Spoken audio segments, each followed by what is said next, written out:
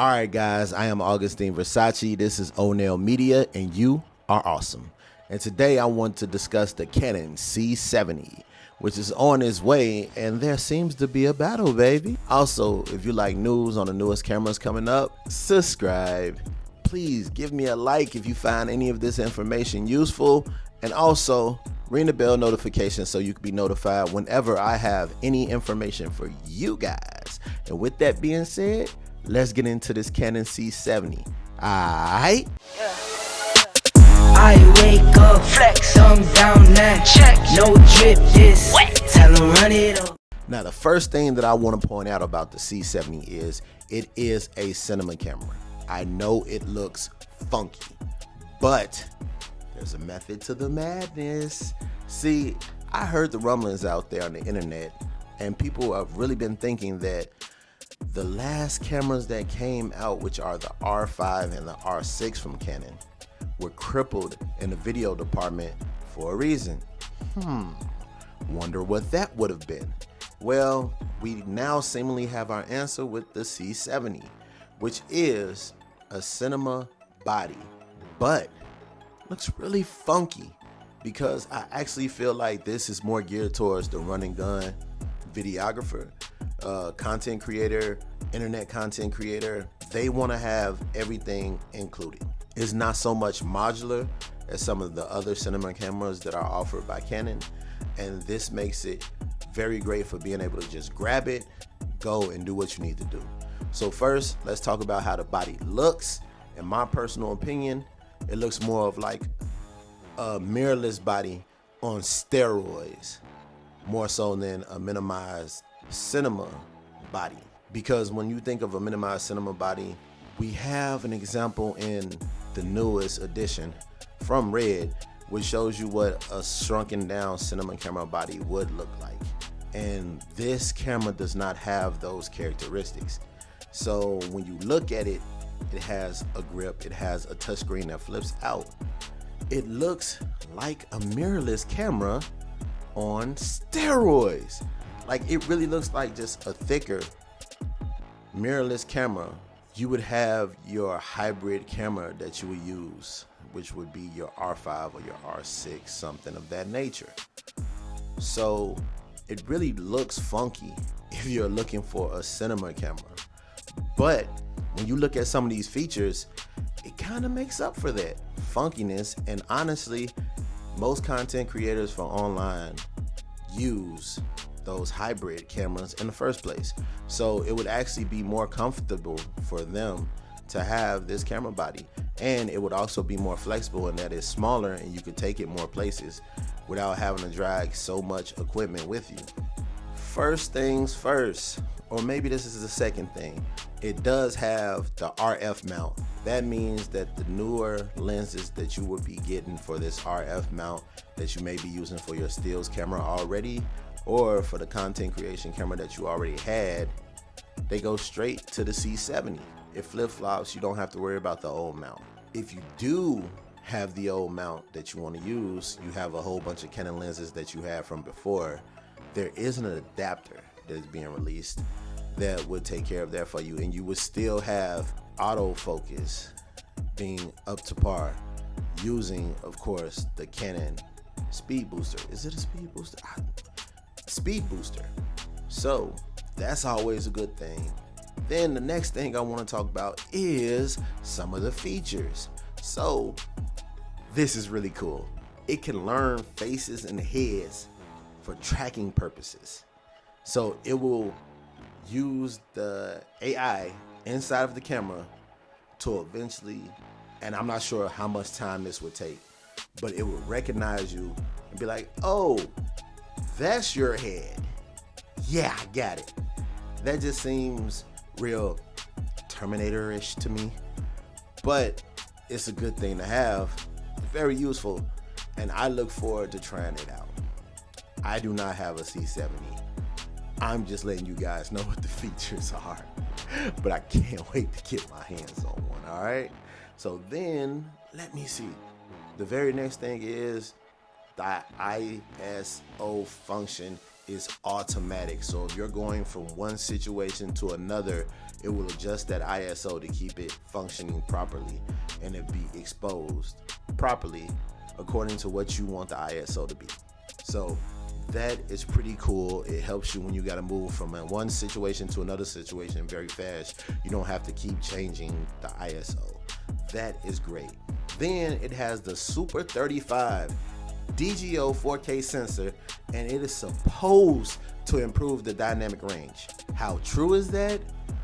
I'm not sure, but hopefully that is an amazing feature that does work properly. Because how do I explain this to people who aren't really familiar? Say you have a subject, you expose for the subject, but has a window behind the subject. That window is very bright, the sun is out. The dynamic range would be how the camera adjusts to make sure that what you see in that window isn't blown out, as well as being able to adjust for the thing that you actually have in front of the camera, that is the subject. So the subject will be evenly lit, and as best as possible, it can evenly light whatever would be behind the subject or in another spot within the frame, so that they look more congruent and you don't have things blown out in one way or the other. Then with the improvements on the dynamic range, you also have electronic image stabilization. Now, it is not actual stabilization within the camera by point systems, so there's no sensor actually moving, being stabilized. It is actually just cropping into that picture somewhat and stabilizing it, just like your phones kind of do. Most cameras have some type of crop factor up until this point when they go into 4K, and that would be the same thing utilized in those, which would be the stabilization made from the edges, so the center would be still because the edges are being moved. Now, the touch menu, which is another reason why I say this is a run and gun camera for people who are creatives on the go and don't have room for lots of equipment.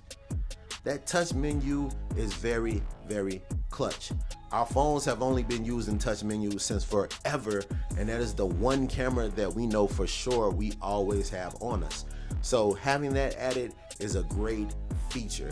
It is, in my opinion, a very much needed thing, and anything that you will be getting in 2020. 2020 has just been a year of the camera, guys. Can we appreciate how much they've been coming out with cameras?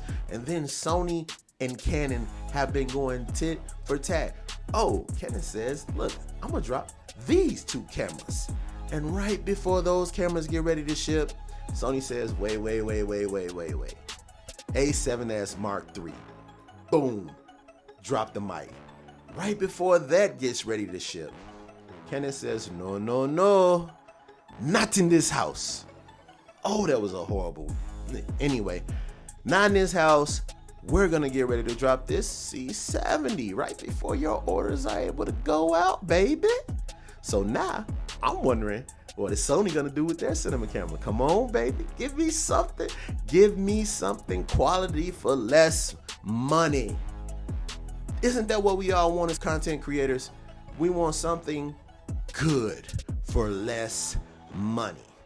I know that's what I want. Y'all figure it out for yourselves. Actually, let's get back to the C70 motorized ND filter, which is for the par for any type of Canon cinema camera. Have the built-in ND filter, which is motorized, so you can take on or off adjustments to it. Then you have the dual mini XLR inputs, which are, I guess, okay. I would like the full size XLR, but this thing is supposed to be more compact, so the mini XLR ports are actually good. And who am I kidding? I'm mostly Sony and I'm mostly hybrid shooter. I am shooting this on the A7 Mark III, so I have mini HDMI and the 3.5 jack. Like, I really don't have the top. Help me. And let's get into the price. $5,500 US. That is incredible for a cinema camera, and especially an all-in-one cinema camera. Are you kidding me? $5,500 for a cinema camera is crazy, guys. So I am really looking forward to what the future holds for us, because we are going to be getting some very good things helping with our production, because the C70 is a step, maybe 3-4 steps in the right direction, and getting more affordable cameras out to the public, where we could create top tier things with what we are able to get. A lot of cinema cameras are out of reach. Out of reach for the standard creator. And this is looking very, very good. So guys, leave comments, tell me what you think. If you got any type of information for this video, please hit the like. That would help out this channel greatly. Also subscribe, ring the bell notification so I can let you guys know what things are going to be coming up, what tips and tricks I can give you for the future. And also, I do shoot music videos, guys. So if you want to learn how to shoot music videos, I'm your guy. Come here. All right? Come here. All right. So I'll see you guys on the next video. And as always, peace. Love you guys.